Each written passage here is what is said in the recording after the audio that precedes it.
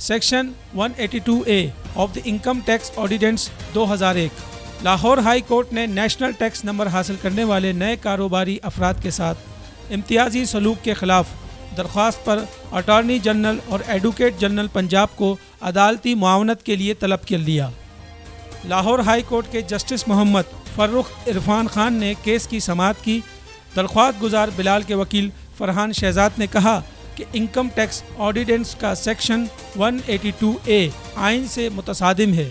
Tax net में आने वाले नए कारोबारी अफराद की हौसला अफजाई की बजाय हौसला शिकनी की जाती है। इन्हें फाइलर की मराद देने के बजाय इम्तियाजी सलूक किया जाता है। अदालत ने कहा कि 20 करोड़ के मुल्क में 16 लाख अफराद ही टैक्स अदा कर रहे हैं। ज़्यादा अफराद का ताल्लुक सरकारी महकमों से है। अदालत ने कहा कि टैक्स अदायगी के लिए कानून में उम्र की कदगन नहीं, जो भी कारोबार कर रहा है उसकी जिम्मेदारी है कि टैक्स अदा करे। अदालत ने इस्तफसार किया कि टैक्स अदायगी ना करने वालों की कौमी शनाख्ती कार्ड के ज़रिए निशानदही क्यों नहीं की जाती। कौमी शनाख्ती कार्ड नंबर को ही NTN नंबर क्यों नहीं बनाया जाता। आगाह किया जाए कि NTN नंबर हासिल करने वाला फाइलर बने बगैर कारोबार शुरू कर सकता है या नहीं। अदालत ने केस की मजीद समाअत 28 मार्च तक मुलतवी कर दी।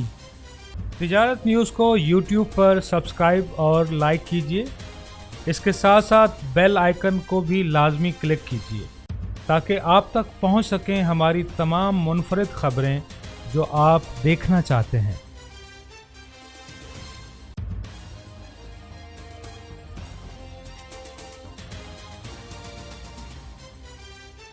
आप देख रहे हैं तिजारत न्यूज़।